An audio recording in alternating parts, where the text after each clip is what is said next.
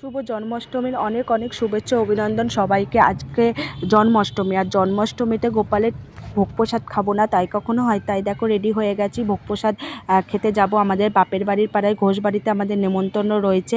ঘোষটাম্মা অনেকবার করে যেতে বলেছে যে জন্মাষ্টমীতে যাওয়ার জন্য, তার জন্য আমি চলে এসেছি ঘোষ বাড়িতে। ঠাম্মা পুজো করছে দেখি এখানে বসেই। অ্যাকচুয়ালি ঠাকুরমশাই পুজো করে যাওয়ার পরেও সে নিজে পুজো করছে, আর নিজের হাতে সব কিছু বানিয়ে গোপালকে খেতে দিয়েছে। দেখো কত রকম গোপাল রয়েছে, ছোট বড় অনেক রকম গোপালই রয়েছে, আর কি সুন্দরভাবে গোপালগুলোকে সাজানো রয়েছে। দেখো এই বড় ফটোটাই মেন পুজো করা হয়েছে, আর চারিদিকে দেখো রজনীগন্ধার ফুলের মালা দিয়ে একেবারে কভার করে ডেকোরেশন করা হয়েছে। সবাই কিন্তু জানিও যে কীরকম লাগছে ডেকোরেশনটা। আর আমরা এখানে গোপাল দর্শন করে নমস্কার করে আমরা চলে যাব ভোগ প্রসাদ খাওয়ার জন্য, যেটা মেনলি আমার উদ্দেশ্য ছিল, কারণ আমার খিচুড়ি খেতে খুব খুব খুব ভালো লাগে। আর ভোগ প্রসাদের খিচুড়ি তো খুবই ভালো লাগে। এই যে ডোডোর পাশে মাম্মাম এবং মিমি, ওদের মিমির পাশে বসেছে খেতে।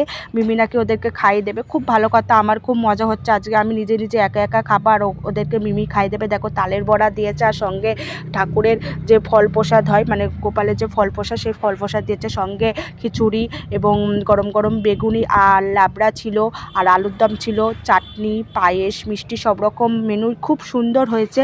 খাওয়া দাওয়া কমপ্লিট, এবার আমরা বাড়ির উদ্দেশ্যে বেরিয়ে গেছি। টাটা, বাই বাই, আবার পরের ভিডিওতে দেখা হবে।